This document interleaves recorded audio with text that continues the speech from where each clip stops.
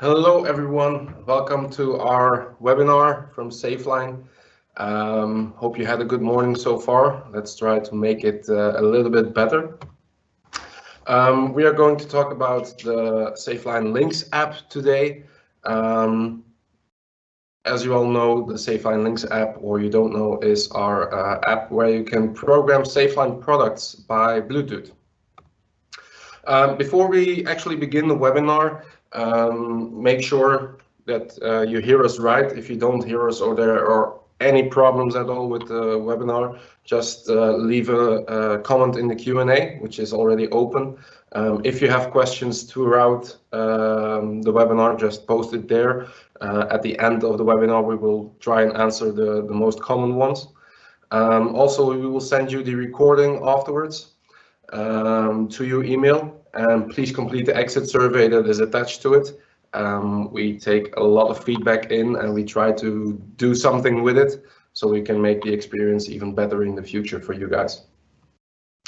Now, whenever you want to talk about the SafeLine LYNX app or SafeLine products, you can visit our Facebook page, SafeLine Group. Also our LinkedIn page from SafeLine Group. There's a lot of activity, a lot of news coming out on our LinkedIn page, so make sure you subscribe to our profile, our SafeLine Group profile. And whenever you take a picture or you want to talk about SafeLine products in your own community, in your own network online, please make sure that you use the hashtag innovation by SafeLine so we can monitor it and help you, or take some compliments here and there. Now, today I'm not alone. Today I'll be helped by Stuart Garcia. Let me see if I can get Stuart online. Yes, he is. Hi, Stuart. How are you? Hi, Nico. I'm good, thank you. Yourself? Yeah, I'm good today. I'm good. Tell us a little bit about yourself for the people that don't already know you. Okay, so my name is Stuart Garcia, as Nico mentioned. I've worked for over 25 years now in the lift industry, mainly as a technician on site. I've been working with SafeLine products now for just over 8 years, and I'm currently run the UK office for SafeLine along here with my team.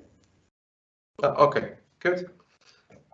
We're going to talk a little bit about the SafeLine app. Just in general, just so you guys should know, the app is free of charge. You don't have to pay anything for it. You can download it on Google Play or the Apple App Store. It's really easy to use. It's a really visual tool. It's a very intuitive user interface. It has a 3 menu, but Stuart will talk about that later on when we program and demo SL6 with the app.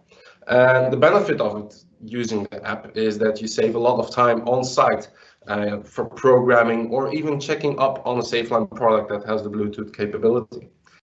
Also, we'll talk at the end a little bit about the future of the app, because we continuously add features, add products to our Bluetooth portfolio. So when you start already now today with Bluetooth app, or you have already done that, you will see that there will be updates coming in with some additional features and capabilities. So let's dive right in. Stuart, I'm going to put you on the screen and dive right into the app itself. Just a minute, guys. I need to share my phone screen. It's my actual iPhone, so all you things you can see on the on your screen is actually live. Send live. Okay, we should be running now. I think that everyone can see my iPhone screen, which is the base LYNX app. All people that download the LYNX app can have that demo page where you can fiddle around a little bit before you do an actual installation on site. Okay, Stuart, let you do the talking for now. Yeah, no problem. Okay, so guys, as Nico explained, we're going to go through the SafeLine LYNX app this morning. We're going to share some ideas between us, and we're going to go through some instructions. So if you do have the LYNX app currently on your phone, I suggest that maybe you open it up and you open a demo, so maybe you can follow through with us as well. Okay, so Nico, if you press on the SL6 Plus for me. So the first page you come across is some information regarding the serial number, firmware version, hardware version, etc. But most importantly, what we're going to look at are the 4 boxes blacked out below. So we're going to look at configuration. As you enter the configuration mode, it gives you a sub menu, as you can see there, and we're going to go through each sub menu and each menu within that as well. So we're going to look at ID and telephone numbers first, which is probably the most important one that any technician would use on site. So whether you're just changing a number, for instance, from you're taking over maybe a different lift service provider, you've just come in. So the first thing you want to do is change the number. So we're going to click on phone number 1. And we're just going to show you how easy it is now to change the emergency number. So phone number 1 again, please. So when you click on phone number 1, as you can see, it will show you the number box. Usually there will be a number in there, as Nico is providing us at the moment. All we have to do for that is just easily delete it. So Nico, if you click on it, we'll show you how to delete it. You just press backspace, then replace it with the new number, and then press OK. That's how simple it is to change the number in the first instance. So call type. So there's a couple of different call types. In the UK mainly, we use voice, and I know throughout Europe as well they use P100. So Nico, can you explain a little bit about P100? Yeah, P100 is the protocol used. It's an open protocol where you can send out different types of alarms, so not only the emergency calls, and you can send it to a P100 alarm receiver, where it automatically changes it back from the protocol, which is just a set of DTMF tones, back to actual text. So whatever you do, you can have an analog line, you can still send data, some sort. So as Nico said, explain the P100, it comes out, the unit come out as default on voice. So then if we look down a bit further, we have CPC alarm type 1. That's very rarely used, so we won't go into that too much anyway this morning. So then if you come back out of that, Nico.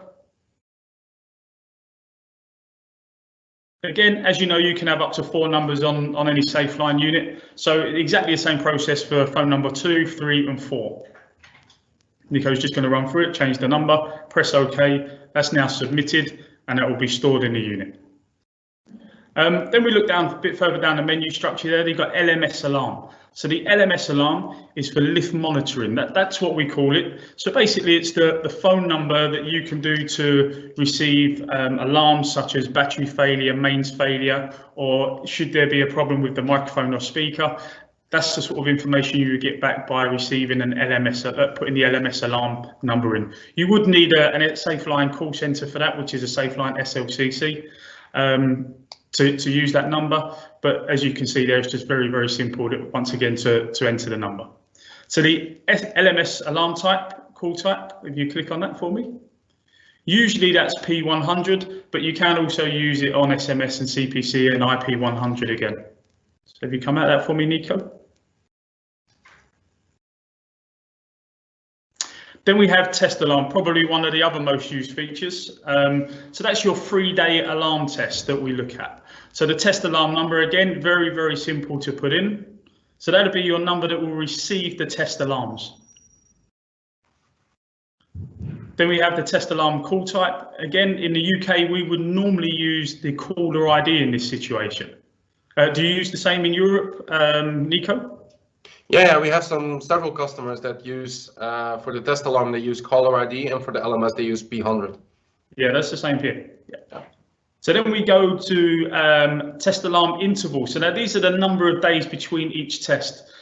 Usually it's it is a maximum of 3 days, and usually people will put 3 days in for that as well.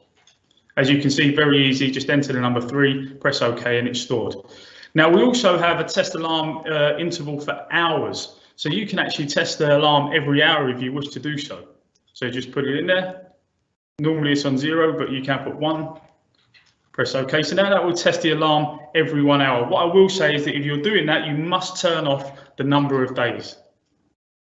So if you go down, test alarm indication failure. Nico will explain a little bit about that because that's a new regulation.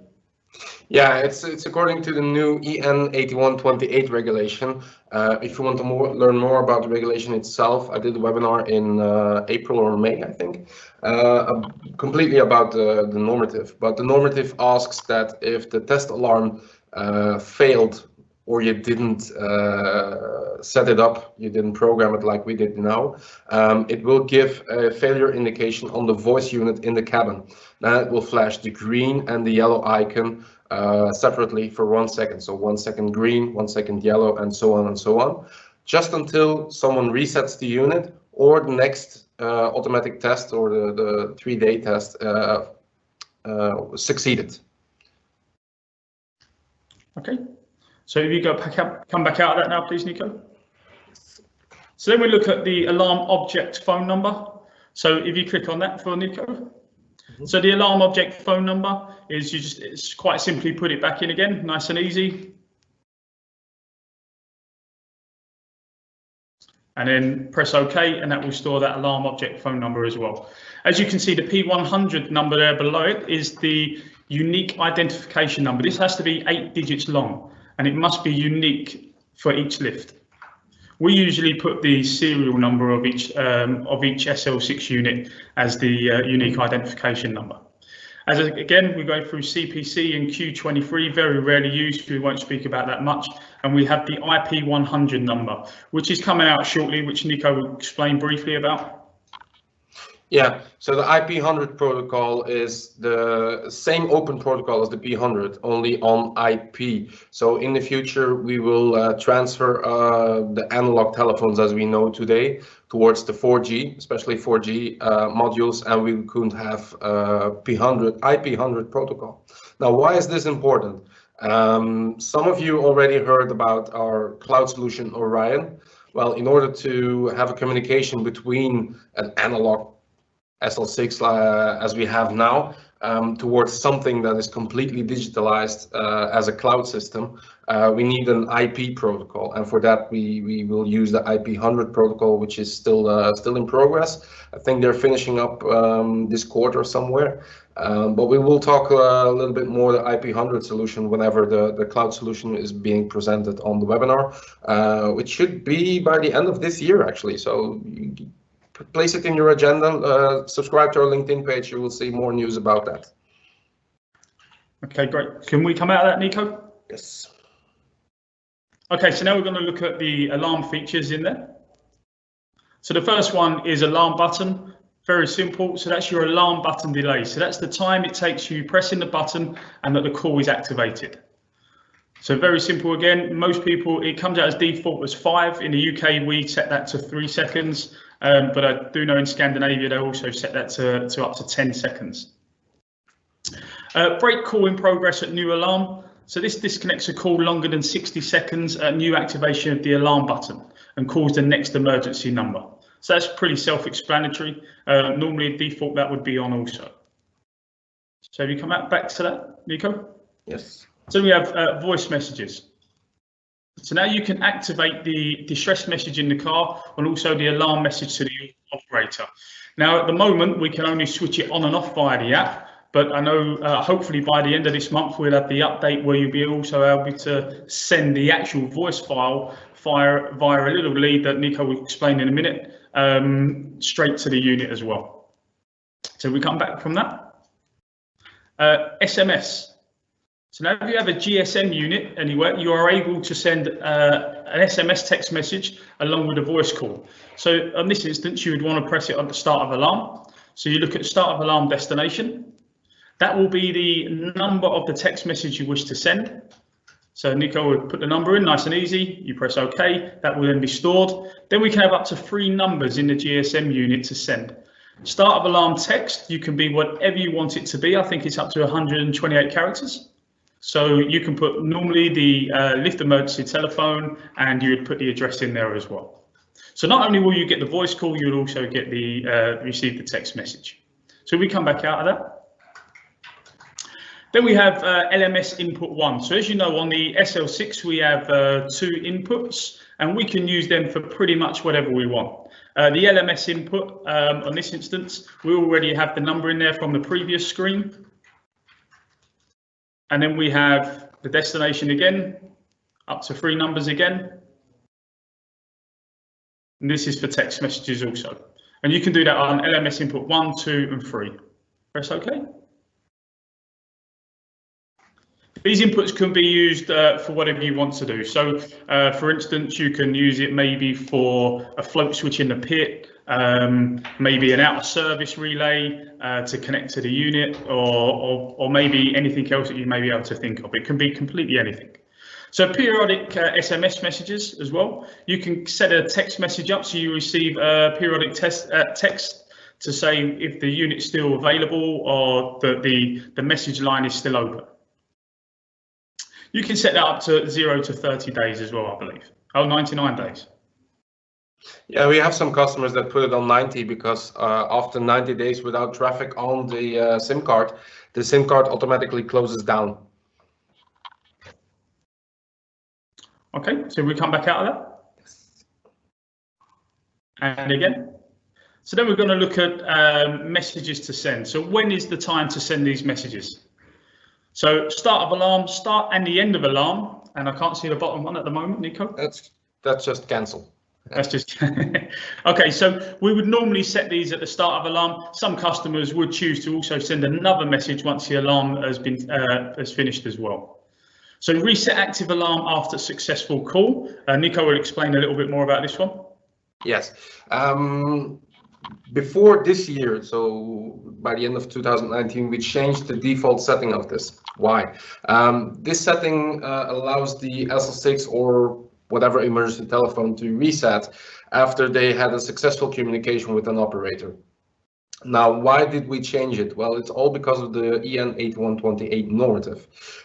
They ask us, or everyone actually, to reset the system on site. So the system should be in alarm even when there was a good communication.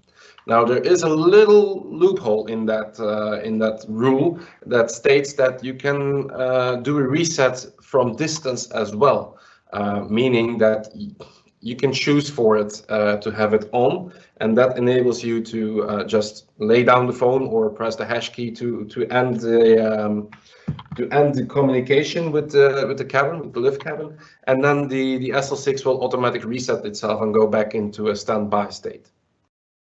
Brilliant, that's great. So it's good to know that some of these new rules that have come in, that we're able to reconfigure these to exactly how they're meant to be, but also how we would also prefer them to be whilst on site as well. So the pictogram outputs there, as you can see, they come out of standard, and the SafeLine standard is that the green pictogram will flash every 5 seconds if everything is in working order.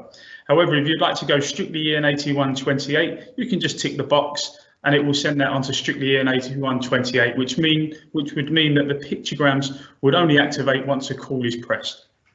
So message entering fire mode, you're now able to activate a message to now send once the unit's also entering fire mode, which is a good new feature actually that came out a few months ago. Extended line monitoring alarm. This is another one that Nico's going to explain about. Yeah, when you have a telephone line, a PSTN line, normally it works okay, but in some cases it doesn't do the tests or whatever. So we need an extended line monitoring alarm, meaning that it will give an alarm whenever the telephone line is not that quality. So maybe your 3-day test will be successful, but the quality of it is not that great. So whenever we measure the frequency of the line and it's not up to our standards, which are pretty high, as you all know, it will also give an alarm. The other feature that we've put in there is the battery voltage low alarm, which is a great feature because, let's face it, we never really know if the battery's gone low. We know when it's gone completely out because we may receive an LMS for that, but we won't know that there's still some speech in there at the end of it. So by having this switched on, it will now inform you that you've only got 1 hour of function or 15 minutes of speech left in the unit. So power on alarm, so the device sends an alarm when booting up or switching off as well. You can choose that. So if we can pop back out of there, please. So then we go to voice stations. So as you know, you can have up to 6 voice stations on an SL6 unit. So we're going to pop into voice station number 1, which is usually the car. And on this unit, we can set it to car as it comes out as standard as number 1. But we can also change that as well to car, top and pit, or even a fire station as well. Voice station input type. So that's what the alarm button input type is. So is it normally open or normally closed direct from the alarm button? Again, very simple to select. Voice station number 1, emergency bell. So some people don't know this, that you can have an internal emergency bell from each SafeLine station, which means that if you have one inside the car, top of the car or the pit, they will ring all 3 internal bells, so you get the full functionality throughout the whole of the lift shaft. Voice station number 1, fire mode. So if you have the main fire station on the exit floor and you activate that, what other stations can you activate to put into fire mode? So in this case, voice station number 1 tends to be the car, so we'll activate the voice station number 1 to also go on fire mode when it's switched over.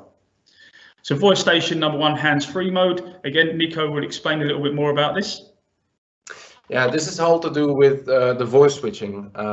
We do half duplex, meaning I can talk and the operator can listen, or vice versa. We can't talk at the same time and listen at the same time. Now, we have seen some issues in the UK and also here in mainland Europe, where the switching wasn't that smooth due to the GSM reception that was too low, or the quality of the telephone, the PSTN telephone line was not that great.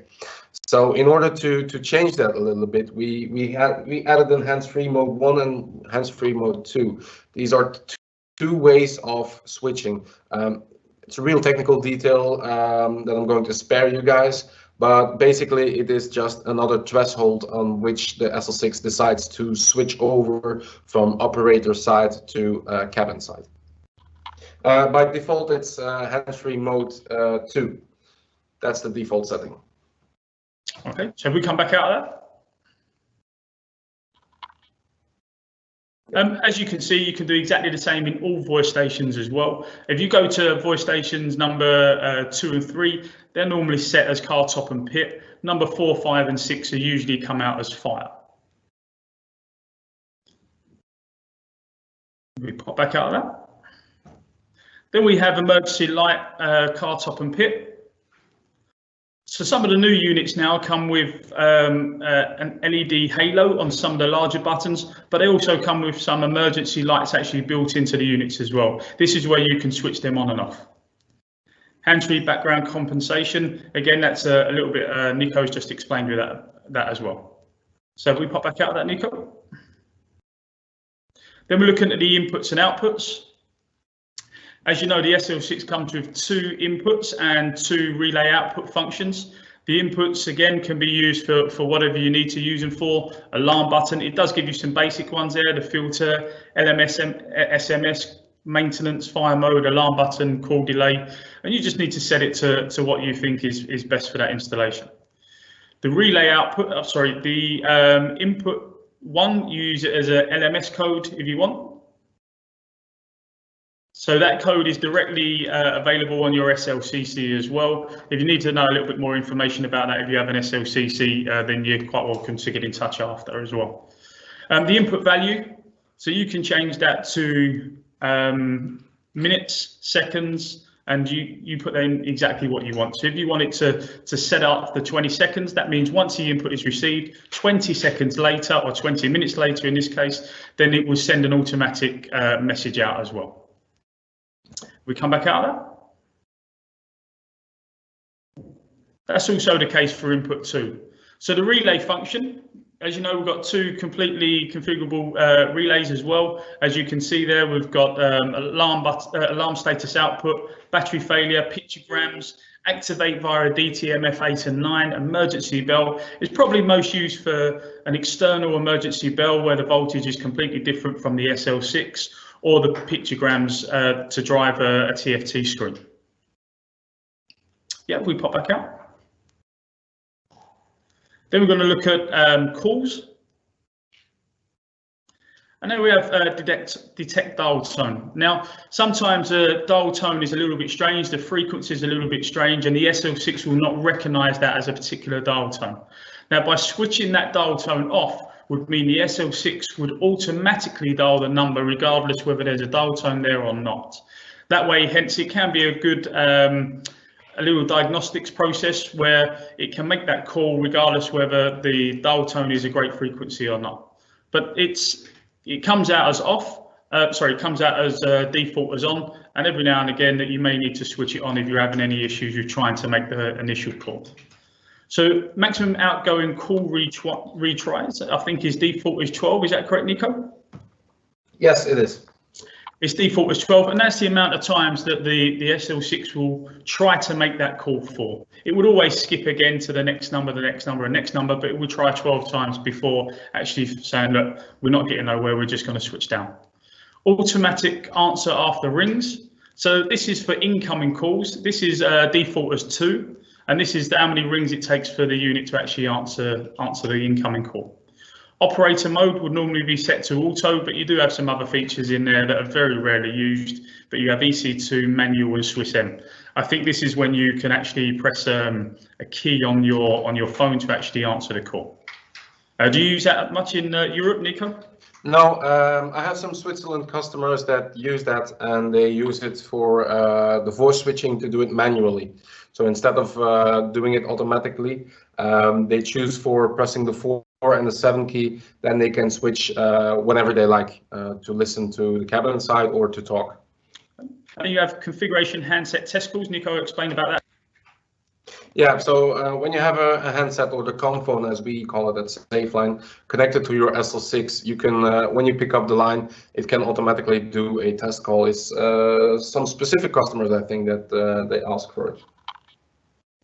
Then we have voice communication timeout. So that's the time of the length of call that you're currently on. The default is currently 5 minutes, and mainly it's set to that because we have other features just slightly below that will automatically cut the call off if it's shorter than the 5 minutes anyway. So buzzer ringing. So this is when you're ringing for an incoming call. You will hear the unit making some buzzing and ringing tones. You can switch this off just in case maybe the building's a library or maybe an apartment block and they don't want to receive a loud incoming call at 2 o'clock in the morning that could possibly wake other people up as well. So silence disconnect. That's once the call is finished, the unit will look for silence. You can look at 30 seconds, 60 seconds, or 90 seconds and set that to either one of them. Once you hear silence for that length of time, then the unit will automatically cut that call and finish it. Yes, this is mainly used when there is no dial tone or busy tone detected by the end of the call. I had a technical intervention some weeks ago in a psychiatric institute with their own digital switchboard, and they don't produce the busy tone at the end of a communication call or an emergency call. So normally you would press the hash key, but since it was a digital setup, there was just a computer keyboard, as we all know it, without a hash key on it, or it didn't produce the right signal in order to the SL6 to close the call down. So then that option of silence disconnect was very handy. I set it to 30 seconds, and after 30 seconds of silence, the SL6 just switched off its communication. But then again, you will need the option of the automatic reset, because otherwise you need to press the reset button on top of the SL6. I mean, we found that quite often actually in large hotels and hospitals that tends to be in. So places where they have their own telephone networks mainly. Yeah. Redial after rings, the number of rings or tones before calling the next phone number. Again, I think this is set to around 12. So that's 12 rings that you would hear before it will cancel that call and then dial on to the second number, the third number, and the fourth number, etc. So if we come back out of that, Nico. Then we're going to look at the system.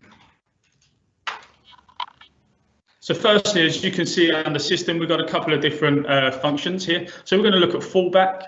So fallback is used when you've got both the GSM and the PSTN or the landline both in the unit at the same time.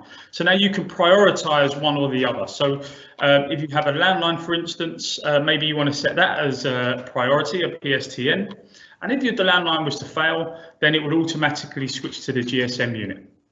So you also have a fallback alarm delay. So that's the time it will take to then switch to the other unit. So just in case it's a little 30-second blip, you don't really want the unit to be switching to and fro. But maybe setting to 2 minutes is a wise move. Then if you've lost the communication for 2 minutes in the priority setting, you would automatically switch to the other.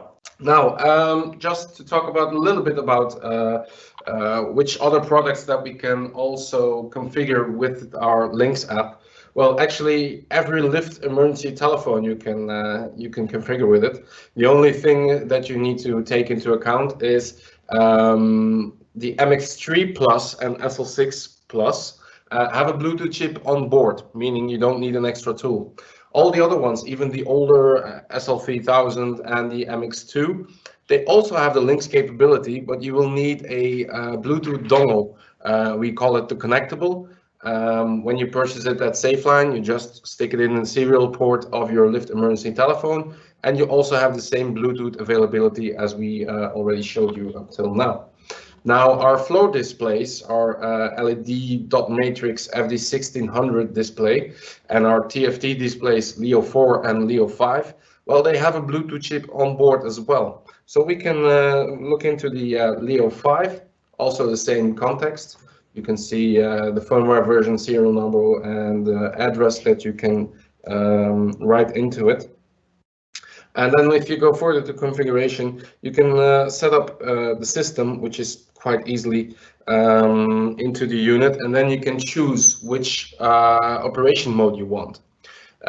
For you viewers that already have seen the other webinars, the one that my colleague Werner did about the Thor and the Leo 5 display, the CA417 protocol is the CAN Open for Lift protocol, which we have our Thor controller working on. But you can also choose the SafeLine proprietary CAN operation mode. Now, that's a lot of words or big words. Well, it's actually our IPS, our independent positioning system, that works on the SafeLine proprietary CAN system.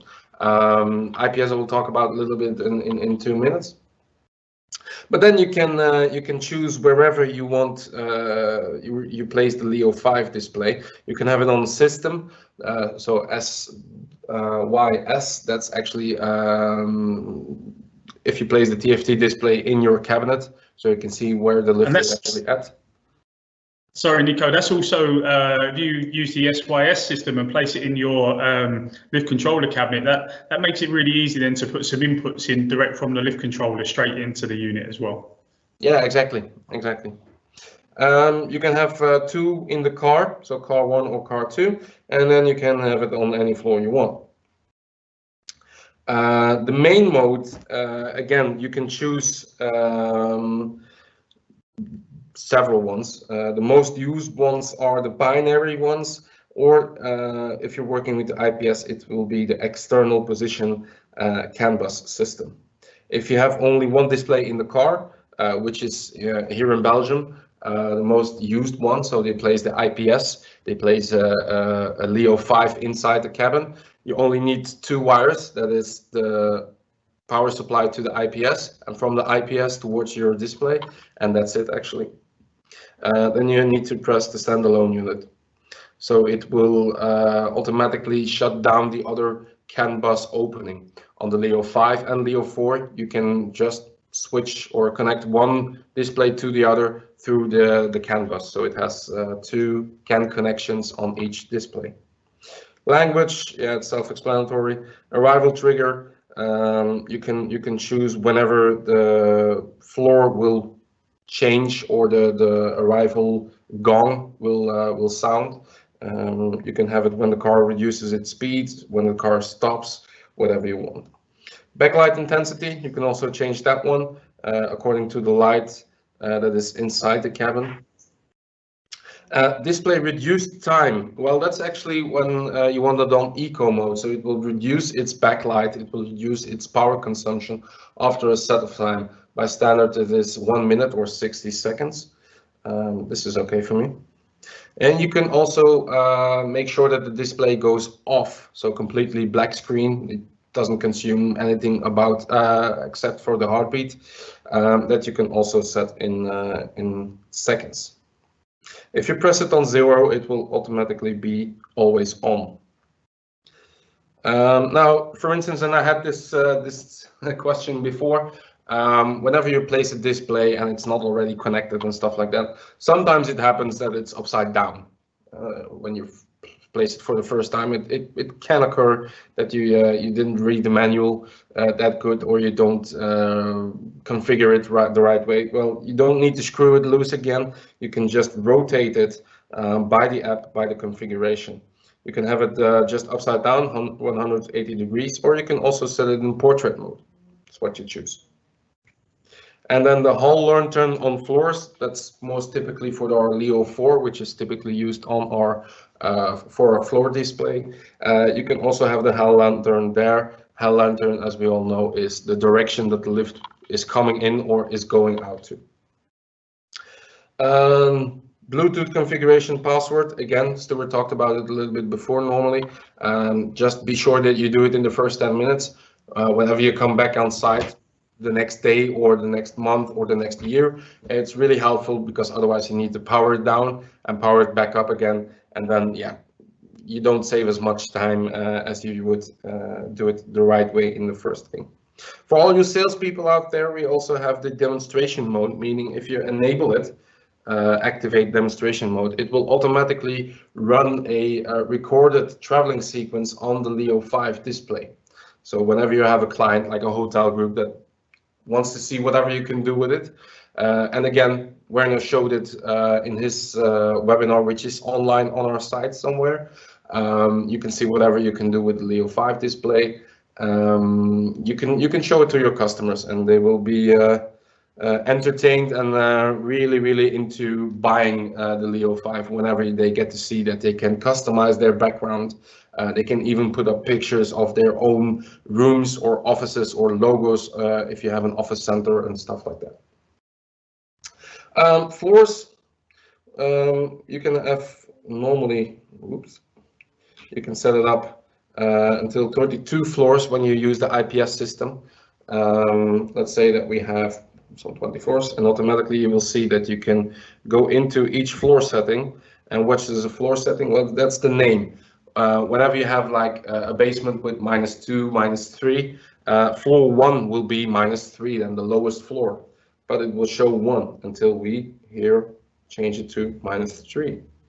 You can also have a sound that is playing whenever it reaches that floor. You can set it up for each floor, or in general for all floors the same thing. You will need the sound file on the SD card that is placed inside the Leo display. Going back out of it, graphics and text. The standard theme, the standard background is the black diamond one, I think, but you can change it. You can change it to whatever color you want. You can have it blue, you can have it like a golden background. You can even have a customizable background. You can set up your own color, like yellow or orange one. And then we have the text color. We want that on orange. The white one will be the best one to show. Then we can program it like this. So you can really customize, until every detail in it. Arrows, do we want the moving arrows or not? Where we will display it? Is there a delay?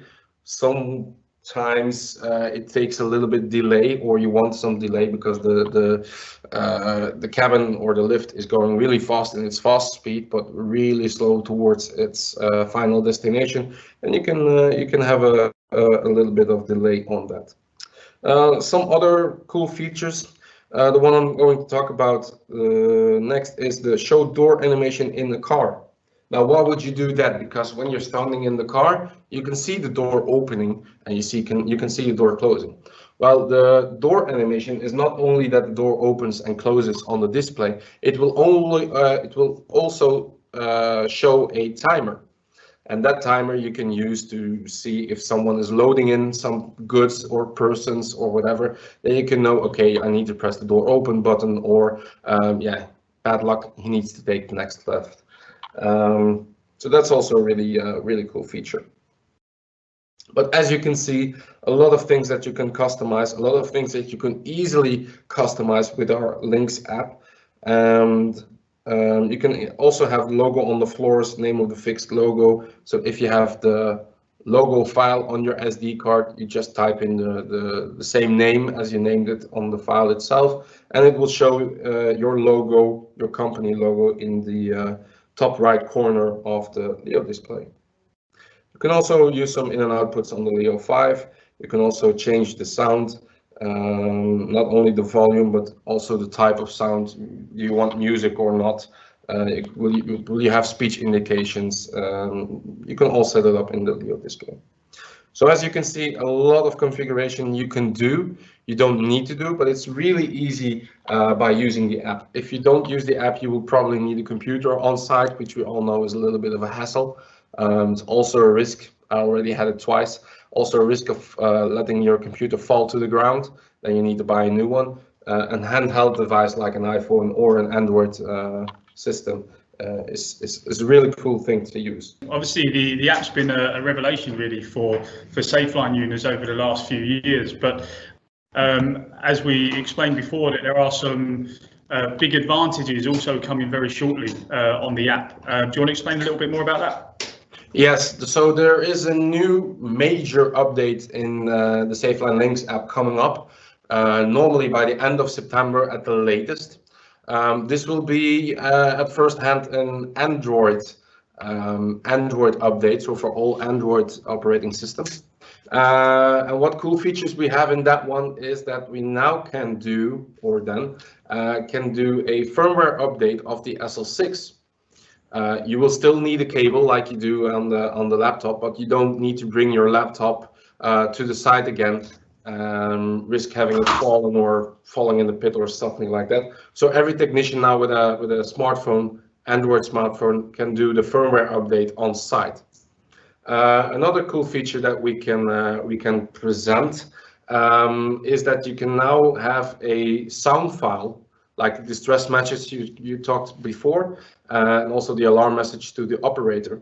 When you have stored it on your iPhone as just a normal file, you can upload that as well. So you will no longer need a computer on site to do the more elaborate things with an SL6, like firmware update or uploading a sound file.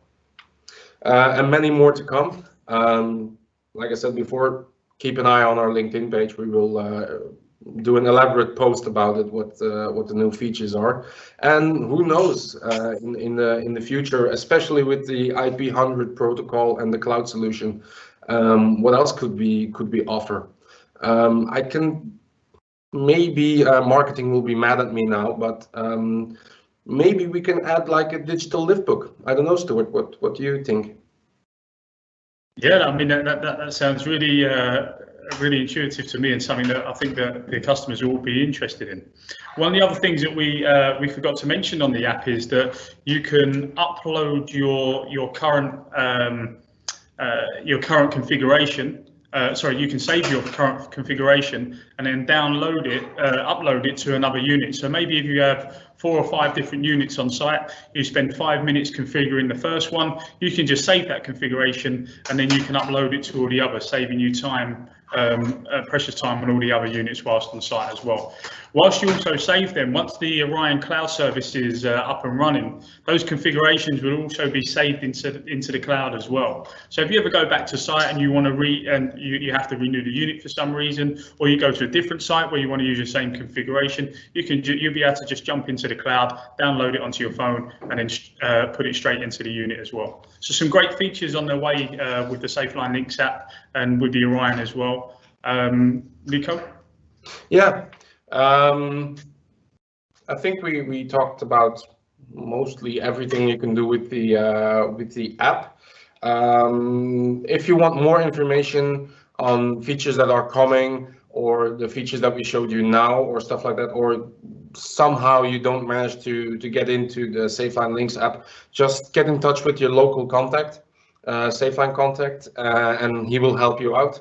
And let's see if there are any questions from our audience right now. Apart from the connection failure that I had earlier, There's not a lot of questions going on, but please do the Q&A. Just type it in there. I'll see it on screen, and let's discuss it a little bit further.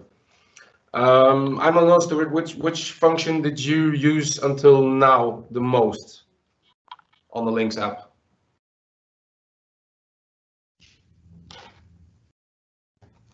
Stuart?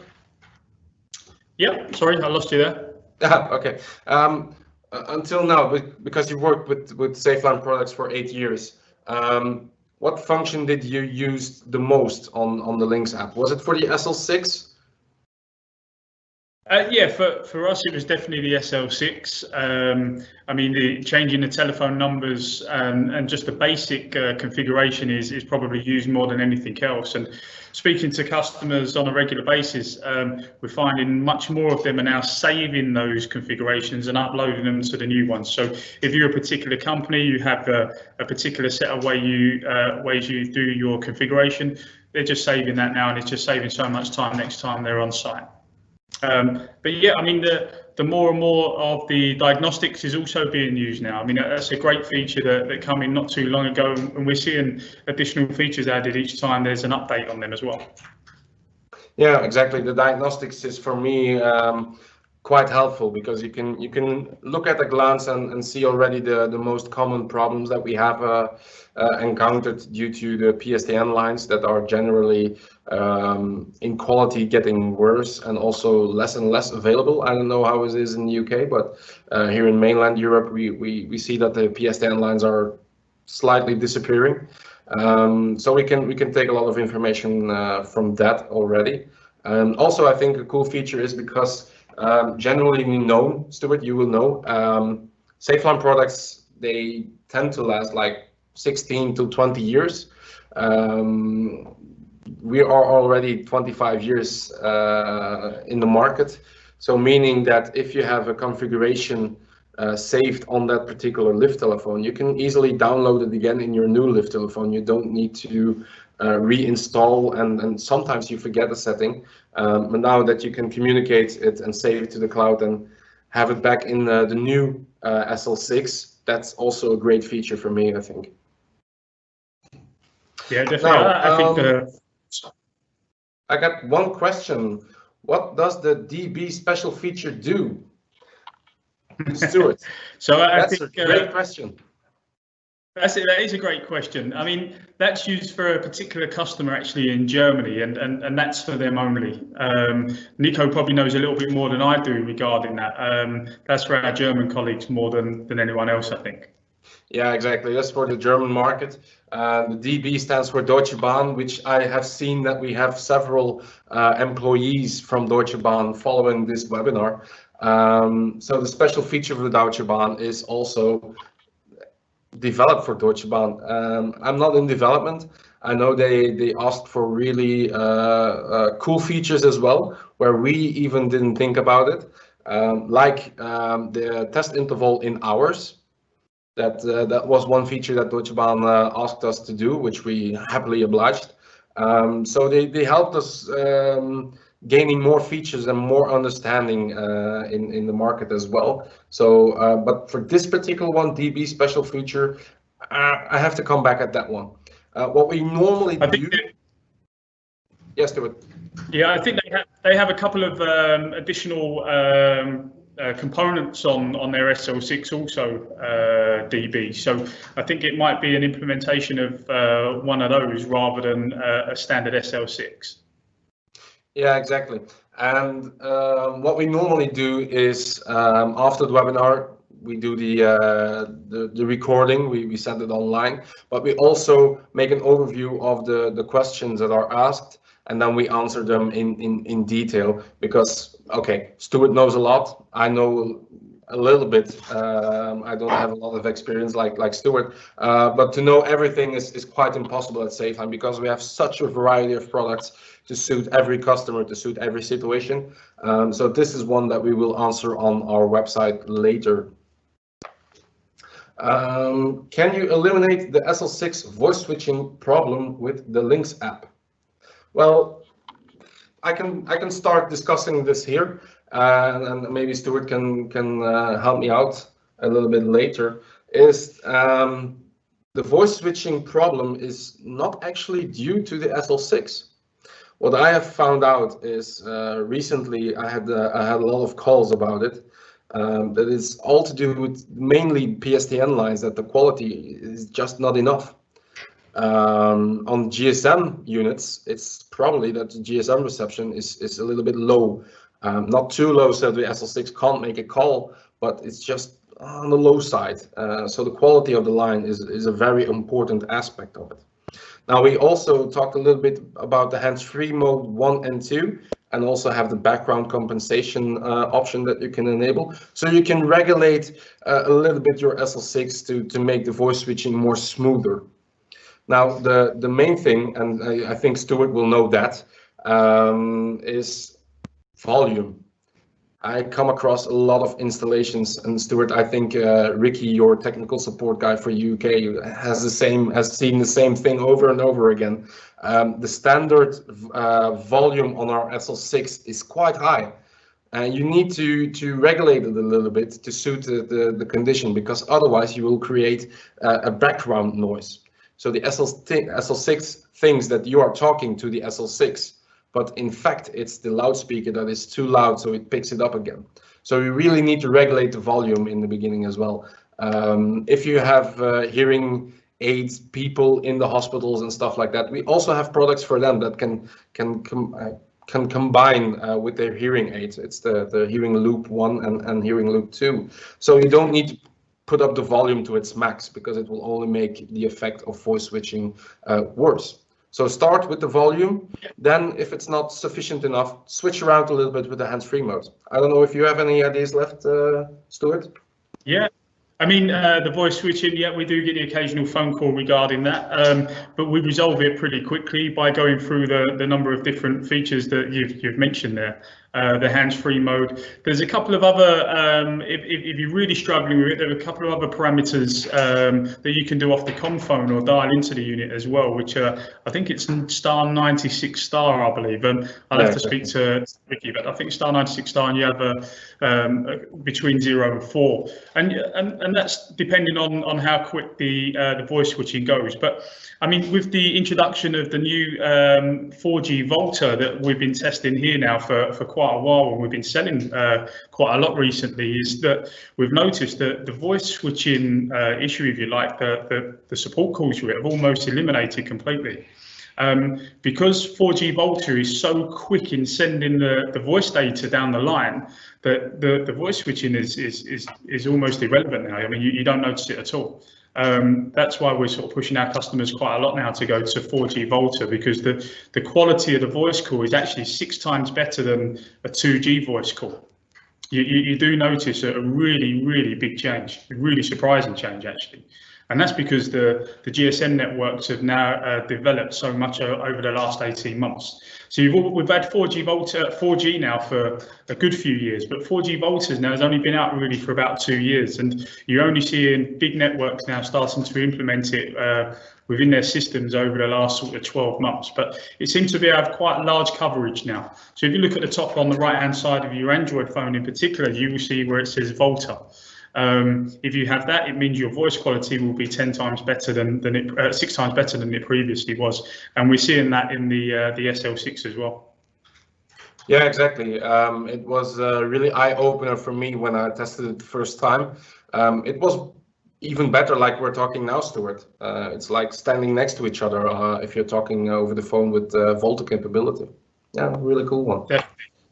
Yeah, definitely. But like I said, voice switching challenge is just in 85 to 90%. It's the volume of the cabin station that is too high, which creates that problem. Because if you think about it, the only voice switching challenges that we have are mainly with the cabin stations. Whenever we have a lift pit or a lift top station, the voice switching is not noticeable actually. So it's mainly due to the volume settings by standard. But then again, if it's not sufficient for your liking, you can also fiddle around a little bit with hands-free mode 1 and hands-free mode 2, and you can do it on each station. meaning you don't need to scramble the settings up for the other stations. You just take the station that has a little bit of issues, and then you can switch around it. Good. Next question. It's funny because when we have the our meetings together and we sit around and say we talk about some issues that maybe some countries have in the others, we do notice that a lot of countries don't actually have any voice switching issues whatsoever. Yeah, exactly. But once your technician gets used to the little ways around things, if he does become across a problem, we do have a solution for pretty much everything within the app anyway. So. Yeah, and there was a follow-up question from Bill as well. 4G Volta is quite new. In Lyft terms, it is. I mean, Lyft business evolution is more slowly than the cell phone one, but it's already there for 2 years, like Stuart said. So 4G Volta is quite new. Does your firmware need upgrading if the 4G Volta system changes in the future? At the moment, I think the firmware that we use on the GSM module within the SL6, I think it's, you could correct me, is it 4.70? I think that's the firmware you need in there to be able to accept a 4G Volta board, actually. You do need to upgrade the firmware probably of the SL6 if it is below the 4.70. We do have, you can upgrade any SL6 to a 4G Volta just by placing a new 4G Volta board in, and obviously the SIM card as well will probably need to be changed to a 4G Volta as well, because you have to, the networks also have to tick a box on their portal to make that happen as well. Yeah, with the new LYNX update, you can do that firmware update by the LYNX app. So no need to take a big computer with you. And the 4G Volta system will not change in the future. It is set in stone that Volta needs to work in a certain way, in a certain manner. Same with 4G. The frequency is already set in stone for many years ago. Same with 5G, which is not here available yet. I heard yesterday from our colleague in Denmark that they have announced that they will have 5G capability in the big cities by the end of this year. But that is also set in stone, so the system itself will not change. We have adapted our 4G board towards Volta. That means that 4G Volta board for us and the firmware that is attached to it will remain for years and years. So. Volta will be the call of choice for the networks, I believe. Speaking to some of the network providers, it looks like Volta will be the way of making your calls for definitely the near and long-term future as well of the networks. 5G tends to be used for streaming movies and gaming and stuff, really. Yeah, we don't have yet that feature on the SL6 that you can play games. So. Maybe it's a good thing, good thought to do that. Another question: what info can I get in the LYNX app if I connect the SL6 to a Thor unit by the Can Open board? Well, just the same configuration tools you have seen now, Daniel, because the Can Open works on a different protocol and does not work with the LYNX app. You will need the Can Open toolbox on your computer for that. But as you have seen before, or the people that are not aware, the Thor unit can already connect to the cloud. So actually you can access your SL6 through your Thor, through the Orion cloud system. The information provided from the SL6 towards the Thor is for now a little bit limited in just stating which alarm state it is in. So is it in standby mode, or does an emergency call is in progress and stuff like that. But will be in the future really expanded. And also the SL6 will be able to communicate directly to the cloud. So we're still looking into which information you can get from the Can Open interface board. Can the Volta firmware be upgraded remotely? No, it can't. We can't do yet any upgrades from the firmware remotely. We all look at development a little bit right now to see if it is possible in the future by the IP100 protocol. But for the moment, no, you need to be on site, and that's also why we put in the firmware upgrades by LYNX app in the next update now. So this is a really big one for us. So anyone with a smartphone can do it. I saw some figures yesterday. I think 97% of the world population has a smartphone of some sort. So meaning only the 3% that probably don't have a cell phone at all, they are capable to do it because the LYNX app is free. You just need to register with your company name, your name, and your email address, and you're good to go. You just need a cable on your Android phone to plug into the serial port, which type we will tell you more when we launch the official product or the official update. But then you can just do it by your cell phone. So, but remotely will be coming into Orion, the remote firmware upgrade. But that's just waiting until Orion is ready for that. But for now, we can do it with the cell phone. Okay. Can we have our own Orion system in our office? I think you're talking about non-cloud systems. Stuart, can we? So at the moment, the traditional way we've been monitoring lift telephone alarms and lifts in some cases as well is by using the SL6. Now, the SafeLine call center, as it's called, is still available, will be available for the future because some people don't want to go cloud-based. They want their own hardware in their office on a PC, and therefore you can receive all your test alarms through that system. We've been using this system now for probably 15 years. Many customers have it. However, with the Orion is a web-based system, so you'll be able to just log onto the cloud, and therefore you can do that wherever you are via a smartphone or your PC. So they're the differences really. The SL6 uses traditional hardware with a PC. The cloud, as it says, is in the cloud, and you can access that remotely from any PC or any smartphone. Yeah, good. Let's see if there are other questions. No, not for the moment. Someone has asked what the best auto dialer for a platform lift is. Okay, so I mean, we tend to use the SLMX3 range for a platform lift. It's very small, very compact. It has a keypad on the back. It's also a plus model, so you can use the LYNX app for that as well. Additionally, because a landline is quite difficult to get to the platform as well with the reduced amount of traveling flexes, people tend to use a GL1 GSM gateway with that as well. So if you look online on the SafeLine website, look at the SLMX3 range, and I would suggest one of those for a platform lift in particular. I think this, despite the connection problems, was a good webinar to do, especially with the new features coming up, Stuart. But we would love to hear your feedback about the content, if it was sufficient or not. Also, give us some ideas. What do you want to know about SafeLine through the webinar? Because we all are a little bit stuck by the COVID-19 virus still, unfortunately. So we will do more webinars as the years and the months go along. We are also looking into switching the platforms because, as you have seen, this platform is okay to work with, but not as sustainable as SafeLine want it to be.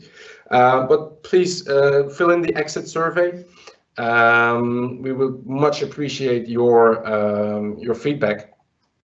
And if there is anything else, any questions at all about the LYNX app or SafeLine products in general, get in touch with your local contact. If you don't know who that is, visit our website, www.safeline-group.com, I believe it is.